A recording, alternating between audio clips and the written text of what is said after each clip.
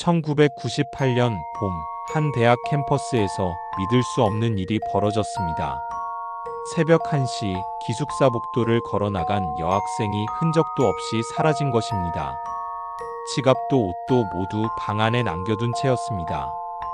유일한 CCTV는 고장 상태였고 학교는 사건을 조용히 묻으려 했습니다. 그런데 15년이 지난 2013년 잠겨있던 동아리 창고에서 한 장의 사진이 발견됩니다. 사진 속에는 8명이 찍혀 있었지만 참석자 명단에는 7명만 기록돼 있었습니다. 8번째 인물은 대체 누구였을까요? 그리고 왜 이 사진은 15년간 숨겨져 있었을까요? 한 장의 사진이 다시 열어젖힌 15년 전 그날 밤의 진실. 지옥의 단서가 추적합니다. 구독과 좋아요, 잊혀진 진실을 기록하는 힘이 됩니다. 1998년 4월 12일 새벽 1시 17분 서경대학교 여자기숙사 3층 복도에 설치된 CCTV는 한 여학생의 뒷모습을 마지막으로 기록됐다. 긴 생머리에 청바지, 흰색 블라우스 차림이었다. 카메라는 그녀가 복도 끝 비상구 쪽으로 걸어가는 모습을 13초간 담았다. 그 이후의 프레임은 존재하지 않았다. 신고자는 같은 방을 쓰던 룸메이트였다. 그녀는 경찰 조서에서 새벽 1시 10분경 문이 열리는 소리를 들었다고 진술했다. 반쯤 잠에서 깬 상태였고 불을 켜지 않았기에 누가 나간 건지 확인하지 못했다. 다음 날 오전 수업 시간이 되어서야 침대가 비어 있다는 사실을 알게 됐다. 실종 신고가 접수된 것은 그로부터 36시간이 지난 뒤였다. 담당 형사는 기숙사 출입구와 주변 골목을 통제하는 CCTV 세대를 확인했으나 그중 비상구 쪽을 담당하던 한 대가 고장 상태였다. 수리 기록에 따르면 3월 말부터 작동하지 않았고 교체 부품은 발주 중이었다. 경찰은 주변 상가와 버스 정류장 CCTV를 추가 확보했으나 실종자로 추정되는 인물은 발견되지 않았다. 룸메이트는 그녀가 평소와 다르지 않았다고 증언했다. 전날 저녁 동아리 모임에 다녀온 뒤 함께 샤워를 하고 침대에 누웠다. 특별한 대화는 없었다.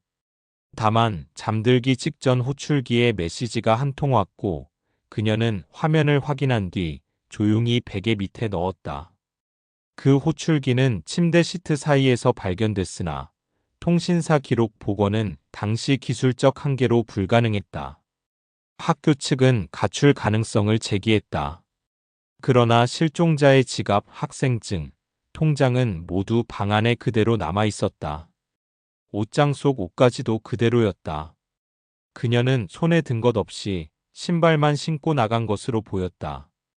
경찰은 자발적 실종과 납치 양쪽 가능성을 열어두고 수사를 이어갔지만 한 달이 지나도록 어떤 단서도 나타나지 않았다. 실종 전날인 4월 11일 오후 7시 그녀는 교내 사진동아리 정기 모임에 참석했다. 장소는 학생회관 지하 1층 동아리방이었다. 참석자는 회장을 포함해 총 7명이었다.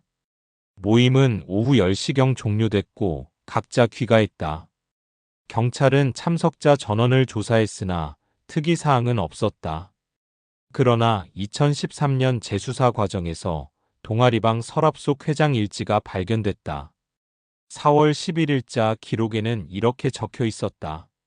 출석 7명, 결석 1명, 사진 촬영 8명. 숫자가 맞지 않았다. 회장은 당시 술에 취한 상태에서 작성한 일지라 혼동이 있었을 것이라 해명했으나 경찰은 그 불일치에 주목했다. 동아리방 벽에는 필름 사진 여러 장이 핀으로 고정돼 있었다. 그중 한 장이 그날 모임을 기록한 단체 사진이었다. 사진 속에는 8명이 찍혀 있었다. 실종된 여학생은 맨 왼쪽 끝에 서 있었고 그 옆에는 이름을 알 수 없는 남학생이 서 있었다. 참석자 명단에는 7명만 기재돼 있었다. 경찰은 사진 속 8번째 인물을 특정하려 했으나 동아리 선배들은 누구인지 기억하지 못했다. 얼굴이 흐릿하게 나왔고 조명 상태가 좋지 않아 신원 확인이 어려웠다. 다만 그 인물의 머리카락 일부가 주변 배경과 겹쳐 보이는 점이 이상했다. 전문가는 합성 가능성을 제기했으나 필름 사진 특성상 명확한 판단은 유보됐다. 회장은 조사 과정에서 그날 사진을 자신이 직접 인화했다고 진술했다. 교내 암시를 사용했으며 일주일 뒤 동아리방 벽에 게시했다. 그러나 원본 필름은 분실했다고 주장했다. 경찰은 원본 필름 확보를 위해 동아리방과 회장의 자택을 압수수색했으나 발견하지 못했다. 사진은 복사본만 남았고 진위를 가리기 어려운 상태가 됐다. 1998년 5월 서경대학교 행정처는 실종된 여학생을 자발적 휴학 처리했다. 보호자의 동의 없이 이뤄진 조치였다. 서류상 서명란에는 본인 필적으로 보이는 사인이 있었으나 가족은 그것이 위조라고 주장했다. 필적 감정은 당시 기술적 제약으로 명확한 결론을 내리지 못했다. 지도 교수는 경찰 조사에서 모호한 답변을 반복했다. 학생이 학업 스트레스를 호소한 적이 있었고 자퇴를 고민한다는 말을 들은 기억이 있다고 진술했다. 그러나 구체적인 날짜나 장소는 기억하지 못했다. 그는 실종 이후 휴학 처리가 행정적 절차에 따라 이뤄졌다고만 설명했다. 학생들 사이에서는 소문이 돌기 시작했다. 누군가 교내 게시판에 실종자를 찾는다는 전단을 붙였으나 하루 만에 철거됐다. 학생회는 학교 측의 요청이었다고 밝혔다. 이유는 근거 없는 소문 확산 방지였다. 가족은 항의했으나 학교는 법적 절차에 문제가 없다는 입장만 되풀이했다.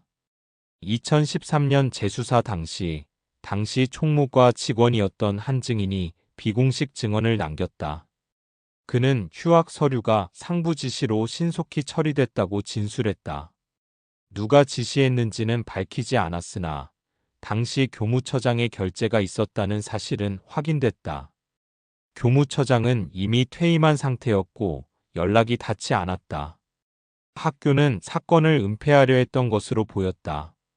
언론 보도도 최소화됐다. 지역 일간지에 단신으로 한 차례 보도된 것이 전부였다. 경찰 수사도 한 달 만에 미제로 종결됐다. 가족은 계속 진상을 요구했으나 시간이 지나며 사건은 점차 잊혔다. 캠퍼스는 다시 평온을 되찾은 듯 보였다. 2013년 3월 서경대학교 학생회관 리모델링 공사가 시작됐다. 지하 1층 동아리 공간을 재배치하는 과정에서 오랫동안 잠겨있던 창고 하나가 발견됐다. 녹슨 자물쇠를 절단하자 내부에는 15년간 쌓인 먼지와 함께 낡은 사진 인화 장비들이 그대로 남아있었다. 인화기, 현상액통, 건조대 등이 어지럽게 놓여 있었고 한쪽 선반에는 필름통 수십 개가 쌓여 있었다. 대부분은 빛에 노출돼 사용할 수 없는 상태였다. 그러나 그 사이에 끼워진 하나의 봉투가 발견됐다. 봉투 안에는 흑백 사진 한 장이 들어 있었다. 사진 속에는 8명의 학생이 찍혀 있었고 맨 왼쪽에는 실종된 여학생의 얼굴이 선명하게 보였다. 공사 관계자는 즉시 학교 측에 보고했고 학교는 경찰에 신고했다. 사진은 증거물로 채택돼 국립과학수사연구원으로 보내졌다. 인화지 표면과 뒷면에서 지문이 검출됐고 그중 일부는 실종된 여학생의 것으로 확인됐다. 나머지 지문은 데이터베이스에 등록되지 않은 미상의 것이었다. 사진 뒷면에는 연필로 쓴 메모가 있었다. 1998년 4월 11일 동아리 정기 모임. 글씨는 또박또박 적혀 있었으나 필적 주인은 특정되지 않았다. 사진은 일반적인 흑백 인화지에 현상된 것으로 확인됐으나 인화 시점이나 장소를 특정할 수 있는 표시는 없었다. 경찰은 사진 발견을 계기로 15년 전 사건을 재수사하기로 결정했다. 미제 사건 파일이 다시 열렸고 당시 참고인들이 재소환됐다. 동아리 선배들은 대부분 졸업 후 뿔뿔이 흩어졌으나 일부는 연락이 닿았다. 회장이었던 인물은 해외에 거주 중이었고 귀국 요청에 응하지 않았다. 사건은 다시 수면 위로 떠올랐다. 국립과학수사연구원은 발견된 사진을 정밀 분석했다. 고해상도 스캔 후 디지털 복원 작업이 진행됐다. 결과는 예상을 벗어났다. 사진 속 8번째 인물의 머리카락 일부가 배경 벽면과 겹쳐 보이는 현상이 확인됐다. 조명 방향과 그림자 각도도 다른 인물들과 일치하지 않았다. 전문가는 이 사진이 이중인화 기법으로 조작됐을 가능성을 제기했다. 필름 사진 시대에도 암실에서 두 장의 네거티브를 겹쳐 인화하는 방식으로 합성이 가능했다. 다만 기술적 난이도가 높아 일반인이 쉽게 시도할 수 있는 작업은 아니었다. 당시 동아리 회장이 사진학과 출신이었다는 점이 주목받았다. 동아리 선배 중 한 명이 재조사 과정에서 새로운 증언을 내놨다. 그는 1998년 당시 7명만 참석했다고 명확히 기억했다. 8번째 인물은 존재하지 않았다. 사진이 게시된 후에도 누구도 그 인물에 대해 묻지 않았다. 마치 처음부터 그곳에 있었던 것처럼 받아들여졌다. 경찰은 사진 조작이 확정될 경우 사건의 성격이 단순 실종에서 계획적 은폐로 전환될 수 있다고 판단했다. 누군가 의도적으로 사진에 인물을 추가했다면 그것은 실종자의 마지막 흔적을 조작하려는 시도였을 가능성이 높았다. 혹은 반대로 사진에서 누군가를 지우고 다른 인물로 대체했을 가능성도 제기됐다. 회장에 대한 출국 금지가 요청됐으나 그는 여전히 해외에 머물렀다. 경찰은 국제공조를 통해 그의 소재를 파악하려 했으나 거주지를 자주 옮겨 추적이 쉽지 않았다.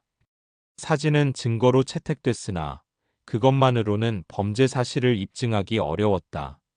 사건은 다시 한번 긴 침묵 속으로 들어갔다. 2013년 재수사팀은 1998년 당시 학과 졸업 앨범을 입수했다. 사진 동아리 단체 페이지를 펼치자 이상한 점이 발견됐다. 회원 명단 중 한 명의 이름 위에 수정액이 발라져 있었다. 그 위에 다른 이름이 볼펜으로 다시 적혀 있었다. 원래 이름은 읽을 수 없었다. 수정된 흔적은 앨범 여러 곳에서 발견됐다. 동기들의 증언은 엇갈렸다. 일부는 방 203호에 여학생이 살았던 것으로 기억했으나 구체적인 얼굴이나 이름은 떠올리지 못했다. 또 다른 이들은 203호가 빈 방이었다고 주장했다. 기숙사 배정 기록을 확인한 결과 203호는 1998년 1학기에 2명이 배정된 것으로 나와 있었으나 그중 한 명의 이름란이 공란이었다. 동아리 명부도 마찬가지였다. 회원 목록 중 한 줄이 지워지고 다른 이름으로 더 씌워져 있었다. 잉크 농도를 분석한 결과 나중에 쓴 글씨는 1998년이 아닌 그 이후 시점에 작성된 것으로 추정됐다. 누군가 시간이 지난 후 명부를 수정한 것이었다. 원본 명부는 학생의 자료실에 보관돼 있었으나 해당 페이지만 찢겨나간 상태였다. 경찰은 당시 동아리 회장의 행적을 재추적했다. 그는 1999년 2월 갑자기 자퇴서를 제출하고 캐나다로 출국했다. 유학이 목적이라고 했으나 입학 증빙 서류는 확인되지 않았다. 출국 날짜는 실종 사건 발생 후 정확히 10달 뒤였다. 경찰은 그 시점에 주목했다. 사건이 미제로 종결된 직후였다. 회장의 출국 전 마지막 행적은 교내 은행 지점이었다. 그는 통장을 해지하고 현금으로 전액 인출했다. 금액은 당시 기준으로 상당했다. 가족에게는 장학금과 아르바이트 수입이라고 설명했으나 구체적인 출처는 확인되지 않았다. 출국 당일 그는 공항에서 누군가와 만났다는 목격담이 있었으나 상대는 특정되지 않았다. 이후 15년간 그는 한 번도 귀국하지 않았다. 재수사가 본격화되자 당시 실종자와 가까웠던 친구의 일기가 유족을 통해 제출됐다. 1998년 4월 10일자 일기에는 이런 내용이 적혀 있었다. 오늘 그녀가 울고 있었다. 동아리 일 때문이라고 했다. 자세한 이야기는 하지 않았다. 다음 날인 11일 일기는 비어 있었다. 그 이후로는 그녀에 대한 언급이 사라졌다. 기숙사 경비원이었던 남성도 재조사 대상이 됐다. 그는 1998년 당시 야간 근무를 담당했으나 경찰 조사에서는 아무것도 본 것이 없다고 진술했었다. 그러나 2013년 재조사에서는 입장이 달라졌다. 은퇴 후였던 그는 새벽에 복도에서 말다툼 소리를 들었다고 증언했다. 남녀의 목소리였으나 내용은 정확히 기억나지 않았다. 당시 3층에 거주하던 다른 학생도 비슷한 증언을 내놨다. 새벽 1시경 복도에서 누군가 빠르게 걸어가는 발소리를 들었다. 한 명이 아니라 2명 이상으로 들렸다. 그러나 문을 열어보지는 않았다. 이튿날 소란이 있다는 소식을 듣고도 자신이 들은 소리와 연결 짓지 못했다.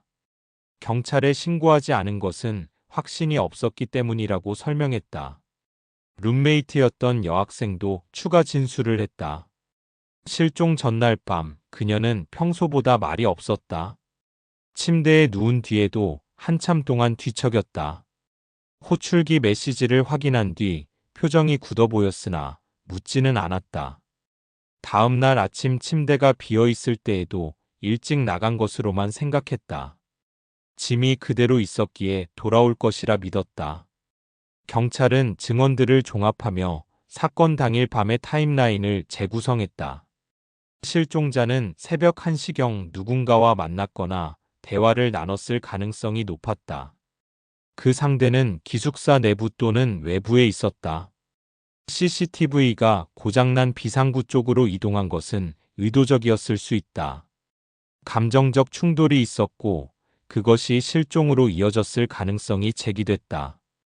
국립과학수사연구원은 발견된 사진의 인화지를 화학 성분 분석에 넣었다. 1990년대에 일반적으로 사용되던 인화지와 비교한 결과 예상치 못한 결과가 나왔다. 인화지에 포함된 강광액 일부가 2000년대 이후에 제조된 화학물질로 확인됐다. 이는 사진이 사건 직후가 아닌 훗날 다시 인화됐을 가능성을 의미했다. 경찰은 누군가 원본 필름을 보관하고 있다가 수년 후 다시 인화했다는 결론을 내렸다. 그 시점은 사건 발생 이후로 추정됐다. 왜 나중에 다시 인화했는지, 그리고 왜 2장을 뽑았는지는 명확하지 않았다. 하나는 동아리 창고에 숨겨졌고, 다른 하나는 어딘가에 보관됐을 것으로 추정됐다. 교내 암실 사용 기록을 재조사한 결과 1998년 이후에도 암실은 계속 사용됐으나 상세한 사용자 기록은 보관되지 않았다. 당시 학교는 동아리 회원이라면 자유롭게 암실을 사용할 수 있었고 출입 기록도 느슨하게 관리됐다. 누가 언제 재인화 작업을 했는지 특정하기는 어려웠다. 인화지 성분 분석 결과 2000년대 중반 이후에 출시된 제품으로 확인됐다. 이는 최소한 사건 발생 6, 7년 후에 인화됐음을 의미했다. 그 시기는 사건이 완전히 잊혀가던 때였다. 누군가 의도적으로 그 시점을 선택했을 가능성이 있었다. 수사가 종결되고 사람들의 관심이 사라진 후 조용히 증거를 재가공한 것이었다. 원본 필름의 행방은 여전히 미궁이었다. 동아리 회장은 필름을 분실했다고 주장했으나 재인화된 사진의 존재는 누군가 필름을 계속 보관하고 있었음을 증명했다. 경찰은 그가 해외에서도 필름을 소지하고 있을 가능성을 제기했으나 확인할 방법은 없었다. 필름 없이는 사진 조작 여부를 완벽히 입증하기 어려웠다. 누군가 의도적으로 증거를 통제하고 있었다.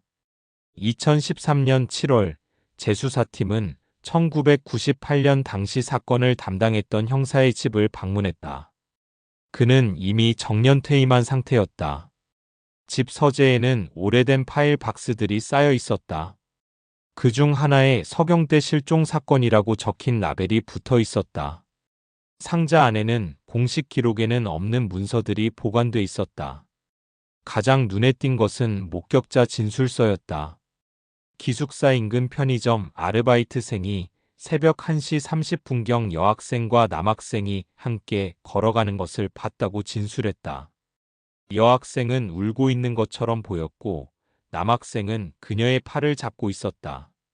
그러나 이 진술은 공식 수사 기록에 포함되지 않았다. 형사는 목격자가 확신이 없다고 말해 기록하지 않았다고 설명했다. 또 다른 문서는 기숙사 지하 보일러실 접근 기록이었다. 1998년 4월 12일 새벽 2시 15분, 직원이 아닌 누군가 보일러실에 출입한 기록이 남아 있었다. 당시 보일러실은 관리 직원만 출입할 수 있었으나 열쇠는 여러 명이 복사해 사용하고 있었다. 누가 들어갔는지는 확인되지 않았다.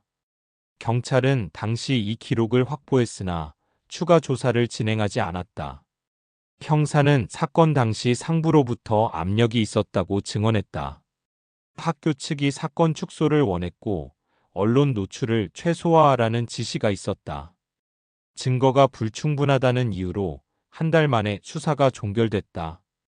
그는 개인적으로 미심쩍은 부분이 많았으나 공식적으로는 자발적 가출로 정리할 수밖에 없었다고 말했다. 증거 봉투의 존재도 확인됐다. 형사는 실종자의 방에서 수거한 물품 중 일부를 별도로 보관하고 있었다. 머리카락, 손톱, 사용하던 빗 등이었다. 당시 DNA 감식 기술이 초기 단계였기에 공식 증거로 제출하지 않고 개인적으로 보관했다. 2013년 기술로는 분석이 가능했다. 경찰은 이 증거물들을 다시 국과수로 보냈다. 15년 전 흔적이 다시 말을 시작했다. 2013년 9월 동아리 회장이었던 남성이 15년 만에 귀국했다. 공식 이유는 부친의 건강 문제였으나 경찰 소환에 응하기 위한 것이기도 했다. 그는 인천공항에 도착한 직후 취재진의 질문을 받았으나 묵묵부답으로 일관했다. 변호인을 대동한 그는 차량에 올라 서울로 향했다. 귀국 사흘째 그는 서경대학교에서 열린 졸업생 사진 전시회를 방문했다. 1990년대 캠퍼스 풍경을 담은 흑백 사진들이 전시돼 있었다. 그는 한 작품 앞에서 오래 머물렀다. 학생회관 앞 계단을 찍은 사진이었다. 관람객들 사이에 섞인 그는 누구에게도 말을 걸지 않았다. 전시장을 나서며 방명록에 이름도 남기지 않았다. 경찰은 그의 귀국 전후 행적을 추적했다. 여권 기록을 확인한 결과 2005년과 2006년 두 차례 단기 입국한 사실이 발견됐다. 각각 사흘과 나흘 체류였다. 입국 목적은 친척 방문이었으나 실제 동선은 확인되지 않았다. 흥미로운 점은 2005년 입국 직후 해외로 소포를 발송한 기록이 있었다는 것이었다. 내용물은 문서류로 신고됐으나 구체적 품목은 불명이었다. 경찰은 그의 집을 압수수색했다. 서재 서랍 속에서 단체 사진 2장이 발견됐다. 하나는 동아리 창고에서 나온 것과 동일한 사진이었다. 다른 하나는 같은 구도지만 인물 배치가 약간 달랐다. 전문가 분석 결과 두 사진은 동일한 필름에서 인화된 것이 아니라 서로 다른 시점에 촬영됐을 가능성이 제기됐다. 한 장은 진짜였고 다른 한 장은 재구성된 것이었다. 그는 경찰 조사에서 사진은 개인적 추억으로 보관했을 뿐이라고 진술했다. 두 장을 인화한 이유는 한 장을 동아리 후배에게 줄 예정이었기 때문이라고 설명했다. 그러나 누구에게 주려 했는지는 밝히지 않았다. 변호인은 사진 소지 자체가 범죄가 아니라고 주장했다. 경찰은 추가 조사를 위해 그를 참고인 신분으로 계속 소환했다. 진실은 점점 가까워지고 있었다. 국립과학수사연구원은 두 장의 사진을 정밀 비교했다. 배경에 찍힌 벽면 시계를 확대한 결과 시각이 오후 9시 47분을 가리키고 있었다. 동아리 모임 기록에 따르면 단체 사진은 모임 종료 직전인 오후 10시경 촬영된 것으로 알려져 있었다. 13분의 시차가 있었다. 사진 속 시계가 고장이었는지 아니면 촬영 시각 기록이 잘못된 것인지 확인이 필요했다. 당시 동아리 방에 있던 벽시계는 리모델링 과정에서 철거됐으나 비슷한 시기 촬영된 다른 사진들을 분석한 결과 그 시계는 정상 작동하고 있었던 것으로 확인됐다. 따라서 사진은 오후 9시 47분경 촬영됐을 가능성이 높았다. 모임 종료 시각과 맞지 않았다. 경찰은 타임라인을 재구성하기 시작했다. 사건 당일 동아리방 출입 기록을 복원한 결과 오후 7시부터 10시까지 총 9명이 드나든 것으로 파악됐다. 참석자 7명 외에 2명이 더 있었다. 학생회관 관리실 기록에는 오후 9시 40분경 1명이 추가 입실했고 10시 10분경 모두 퇴실한 것으로 남아 있었다. 그 추가 입실자가 누구였는지는 명확하지 않았다. 경찰은 필름 카메라의 특성을 고려했다. 1990년대 일반 필름 카메라에는 GPS나 시간 기록 기능이 없었다. 따라서 사진 속 시계가 유일한 시간 증거였다. 오후 9시 47분은 실종자가 기숙사를 나서기 약 3시간 전이었다. 그 시각에 무슨 일이 있었는지가 핵심이었다. 목격자들은 모임이 평화롭게 진행됐다고 증언했으나 사진 속 일부 인물들의 표정은 어색해 보였다. 실종자의 위치도 주목받았다. 그녀는 사진 왼쪽 끝에 서 있었고 몸이 약간 뒤로 기울어져 있었다. 마치 누군가 밀거나 당긴 것처럼 보였다. 포렌식 전문가는 그녀의 어깨 부분을 확대 분석했고 다른 사람의 손으로 보이는 형체가 희미하게 포착됐다. 그 손은 사진 속 어떤 인물의 것과도 일치하지 않았다. 프레임 밖에 누군가 더 있었을 가능성이 제기됐다. 2013년 11월 국립과학수사연구원은 최신 디지털 포렌식 기법을 동원해 사진을 복원했다. 노출과 콘트라스트를 조정하고 그림자 부분을 강조한 결과 놀라운 사실이 드러났다. 실종자의 어깨를 누르고 있는 손의 방향이 명확하게 보였다. 손은 위에서 아래로 힘을 가하고 있었다. 자연스러운 접촉이 아니라 억압적인 동작이었다. 배경 창문의 반사면도 분석 대상이 됐다. 창문 유리에 희미하게 비친 형상이 있었다. 확대한 결과 사진 속 7명 외에 또 다른 인물의 실루엣이 확인됐다. 키가 크고 짧은 머리를 한 남성으로 추정됐다. 그는 카메라 뒤쪽에 서 있었던 것으로 보였다. 촬영자였을 가능성이 있었다. 동아리 회장은 자신이 촬영했다고 진술했으나 창문에 비친 인물의 체격은 그와 일치하지 않았다. 경찰은 이 결과를 바탕으로 사건 직전 폭력 정황을 입증할 수 있다고 판단했다. 실종자는 사진 촬영 당시 이미 누군가의 물리적 통제 아래 있었다. 그녀의 표정은 불안해 보였고 시선은 카메라가 아닌 다른 곳을 향하고 있었다.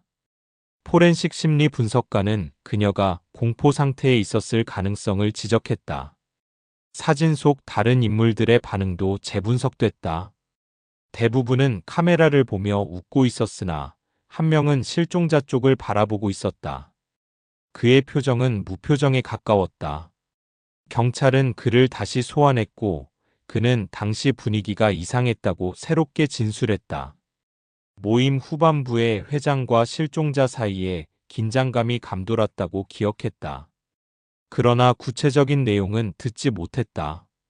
결정적으로 사진 인화 과정에서 조작 흔적이 추가로 발견됐다. 8번째 인물이 추가된 것뿐 아니라 원본에 있던 누군가가 지워졌을 가능성도 제기됐다. 2차례 이상의 편집이 이뤄졌다. 경찰은 이 사진이 단순한 기록이 아니라 의도적으로 가공된 증거 은폐 수단이었다고 결론지었다. 사건은 우발이 아니라 계획된 범행이었다. 2014년 3월 서울중앙지방법원에서 재심 청구 심리가 열렸다. 검찰은 새롭게 확보된 증거들을 제출하며 사건을 살인 혐의로 재수사할 것을 요청했다. 피의자로 지목된 동아리 회장은 법정에 출석했으나 모든 혐의를 부인했다. 변호인은 사진만으로는 범죄 사실을 입증할 수 없다고 반박했다. 증인석에는 당시 동아리 선배들이 차례로 섰다. 대부분은 15년 전 일을 명확히 기억하지 못했다. 다만 회장이 사진 작업에 집착했다는 점은 여러 명이 증언했다. 그는 암실에서 혼자 작업하는 시간이 많았고 다른 사람이 들어오는 것을 꺼렸다. 이나 실패작들은 모두 직접 폐기했다. 네거티브 관리도 철저했다. 검찰 측은 증거물 치료로 단체 사진을 제출했다. 포렌식 분석 결과를 상세히 설명했다. 피고인의 변호인은 사진 조작 여부가 명확하지 않다며 증거 능력에 이의를 제기했다. 1990년대 필름 사진의 특성상 현재 기술로 완벽하게 복원하는 것은 불가능하다고 주장했다. 재판부는 전문가 증인을 추가 소환해 기술적 신뢰도를 검증하기로 했다. 실종자의 가족은 방청석에서 재판을 지켜봤다. 어머니는 15년간 딸의 실종 원인을 찾기 위해 싸워왔다. 그녀는 증인으로 출석해 딸이 동아리 활동에 열심이었으나 마지막 학기에는 힘들어했다고 진술했다. 구체적인 이유는 말하지 않았지만 누군가와의 갈등이 있었던 것 같다고 느꼈다. 그러나 당시에는 심각하게 받아들이지 않았다. 재판은 석 달간 이어졌다. 증거 채택 여부를 둘러싼 공방이 계속됐다. 검찰은 정황 증거가 충분하다고 주장했으나 변호인은 직접 증거가 없다고 맞섰다. 시신이 발견되지 않은 상황에서 살인죄 입증은 어려웠다. 결국 재판부는 증거 불충분을 이유로 무혐의 처분을 내렸다. 법정은 진실을 밝히지 못했다. 판결문이 낭독되는 동안 방청석에서는 흐느끼는 소리가 들렸다. 무혐의 판결 이후 사진 동아리는 공식적으로 해체됐다. 남아있던 회원들은 뿔뿔이 흩어졌고 동문회도 자연스럽게 소멸됐다. 아무도 그 사건에 대해 공개적으로 말하지 않았다. 침묵이 캠퍼스를 덮었다. 학교 측은 사건을 공식 기록에서 삭제했고 관련 자료는 폐기 처리됐다. 서경대학교 기숙사 3층 복도에는 여전히 낡은 낙서가 남아 있었다. 203이라는 숫자와 함께 이름 하나가 희미하게 새겨져 있었다. 리모델링 과정에서도 그 벽면만은 보존됐다.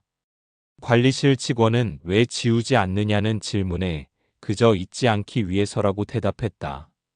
누구를 위한 기억인지는 말하지 않았다. 실종자의 가족은 학교 정문 앞 작은 공터에 표지석을 세웠다. 1998년 4월 12일 이곳에서 한 학생이 사라졌다는 문구와 함께 그녀의 이름이 새겨졌다. 매년 그날이 되면 어머니는 꽃을 놓고 갔다. 학생들은 그 표지석 앞을 지나치며 고개를 숙였다. 누구도 자세한 사연을 묻지 않았다. 캠퍼스의 일부가 된 침묵이었다. 2015년 봄 표지석 주변을 정비하던 중 땅속에서 작은 금속통이 발견됐다. 녹슨 필름통이었다. 안에는 네거티브 한 장이 들어있었다. 습기로 손상됐으나 일부는 판독 가능했다. 경찰은 즉시 압수해 분석에 들어갔다. 그 필름에는 단체 사진과 같은 구도의 다른 장면이 담겨 있었다. 인물은 7명이었다. 8번째는 없었다. 필름통을 묻은 사람이 누구인지는 밝혀지지 않았다. 표지석이 세워진 것은 2014년이었고 필름통은 그보다 먼저 묻혀 있었다. 누군가 오래전부터 그 자리에 증거를 숨겨뒀던 것이었다. 왜 그곳이었는지, 왜 지금 발견됐는지는 알 수 없었다. 경찰은 재수사를 검토했으나 시효와 증거 부족으로 더 이상 진행하지 못했다. 사건은 다시 미제로 남았다. 국립과학수사연구원은 마지막으로 발견된 필름을 최선을 다해 복원했다. 손상된 부분을 디지털 기법으로 보완하고 희미한 이미지를 선명하게 만들었다. 최종 결과물은 단체 사진의 원본이었다. 조작되지 않은 1998년 4월 11일 오후 9시 47분 그대로의 모습이었다. 사진 속 실종자는 웃고 있었다. 억지 웃음이 아니라 자연스러운 미소였다. 그녀의 어깨를 누르는 손도 창문에 비친 제3의 인물도 없었다. 7명이 나란히 서서 카메라를 보고 있었다. 평범한 대학생들의 봄날 한 장면이었다. 그러나 그 순간 이후 몇 시간 뒤 그녀는 복도를 걸어 나갔고 돌아오지 않았다. 복원된 프레임의 마지막 부분에는 흐릿한 그림자가 있었다. 화면 오른쪽 끝 문틈 사이로 누군가 서 있는 형체가 보였다. 확대해도 얼굴은 알아볼 수 없었다. 다만 그 실루엣은 사진 속 누구와도 일치하지 않았다. 밖에서 안을 들여다보고 있었다.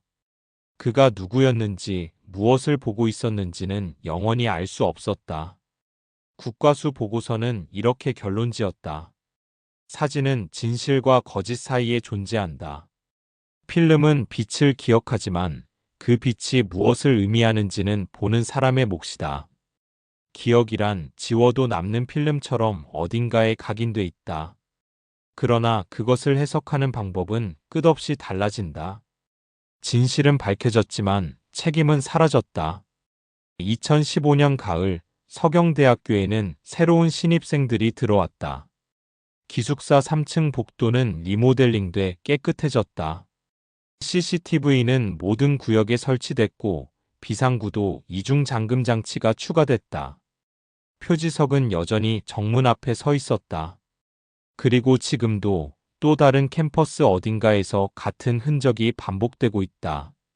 사라지는 사람들, 지워지는 기록들, 그리고 아무도 묻지 않는 침묵들. 역사는 반복된다. 다만 기록하는 사람이 있을 때만 역사가 된다.